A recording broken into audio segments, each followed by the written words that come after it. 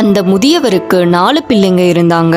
முதியவர் ஒரு நாள் தவறிட்டாரு. வீடே ரொம்ப சோகமா இருக்கு. அப்போ அங்க வந்த ஒரு நபர் இந்த முதியவர் தான் கிட்ட 30 லட்சம் ரூபாய் கடன் வாங்கியிருக்காருன்னு சொல்லி அந்த கடனை திருப்பி கொடுத்தா மட்டும்தான் சடலத்தை இங்கிருந்து எடுக்க விடுவேன்னு சொல்றாரு. இதை கேட்ட எல்லாரும் ரொம்ப அதிர்ச்சி ஆகுறாங்க. இவர் கடன் வாங்கினதும் எங்களுக்கு தெரியாது, இவ்வளோ பெரிய தொகையை எங்களால எப்படி தர முடியும்னு சொல்லிட்டு பிரச்சனை பண்ணிட்டு இருக்காங்க. அப்படி இருக்கிறப்போ அவரோட ஒரு பொண்ணு மட்டும் ரொம்ப அமைதியா அவ கையில காதுல கடந்த நகைங்களை எல்லாம் கலட்டி கொண்டு வந்து கொடுத்துட்டு, இப்போதைக்கு இந்த நகைங்களை வச்சுட்டு எங்க அப்பாவோட சடலத்தை இங்கிருந்து எடுக்க விடுங்க, மிச்ச பணத்தை நான் உங்களுக்கு ரெடி பண்ணி கொடுக்குறேன்னு சொல்றா. அப்போ அந்த நபர் சொல்றாரு, நான் தாமா உனக்கு 30 லட்சம் பணம் தரணும். உங்க அப்பா தான் மேல எந்த பிள்ளை அதிகமா பாசம் வச்சிருக்கோ அந்த பிள்ளைகிட்ட இந்த 30 லட்சம் ரூபாய் பணத்தை சேர்க்க சொன்னாரு அப்படின்னு சொல்றாரு. இதை கேட்ட மற்ற பிள்ளைங்க எல்லாம் ரொம்ப அதிர்ச்சி ஆகுறாங்க.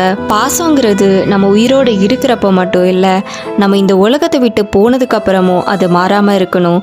அது பேரு தான் உண்மையான பாசம்.